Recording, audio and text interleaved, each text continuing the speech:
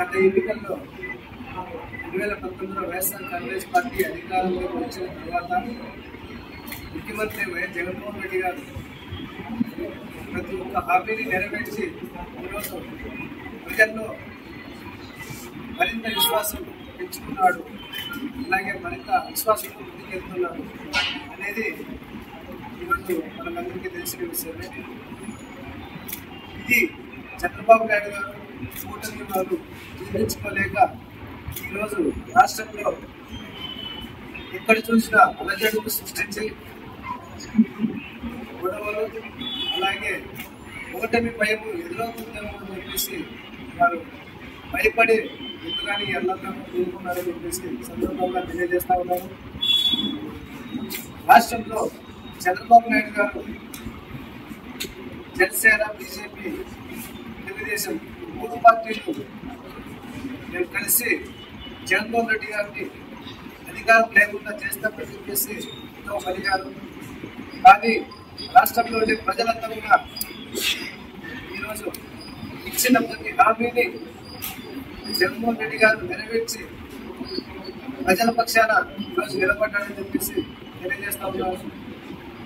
అలాగే విద్య, వైద్యం, వ్యవసాయం, పారిశ్రామిక రంగాల్లో విప్లవాత్మక సంస్కరణలు తీసుకొచ్చి ఈరోజు రాష్ట్రాన్ని అభివృద్ధి పథకంలో నిలిపారు.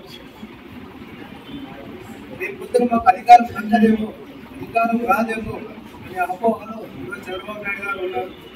అధికార దాహం కోసము ఏ చర్యకైనా పాల్పడతారని చెప్పేసి సందర్భంగా తెలియజేస్తా ఉన్నారు. అధికారం ఎవరి సొత్తు కాదు, ఎవరి సొత్తు కాదు.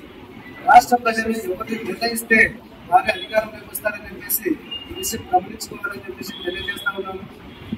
రాష్ట్ర ప్రజలు ఏ మేరకు నిర్ణయించారు, రాష్ట్ర ప్రజలు ఎవరిని ఎన్నుకోబోతున్నారు, రాష్ట్ర ప్రజలకు మంచి జరిగిందా లేదా అనే విషయం మీద ఆలోచన చేయాలని చెప్పేసి తెలియజేస్తా ఉన్నాను. అలాగే కొంత ఎలక్షన్ అయిపోయిన మరుసటి రోజు తాడిపత్రిలో జరిగిన సంఘటన కూడా ఈ ఉదాహరణ చెప్పేసి తెలియజేస్తా ఉన్నాను. అలాగే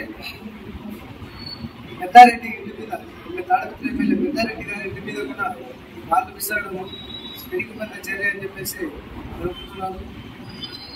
ఇలా ఓటమి భయంతో అధికారంలో ఉన్న పార్టీ మీద ఇలా దాడులు చేయడం ఎంతవరకు సమంజసం అని చెప్పేసి అడుగుతా ఉన్నారు.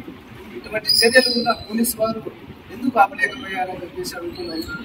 పోలీసు వారు కూడా సమన్వయం పాటించి ఇరు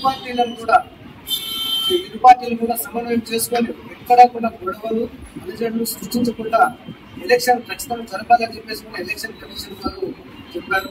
అయినా కూడా కొంత మేరకు పోలీసు వ్యవస్థ కూడా ఈ దాడులకు సహకరించాలని చెప్పేసి తెలియజేస్తున్నారు. ఖచ్చితంగా వారిపై కూడా కఠిన చర్యలు తీసుకొని అలాగే ఖచ్చితంగా న్యాయం చేస్తారని చెప్పేసి సందర్భంగా మీకు అందరికీ తెలియజేస్తాను.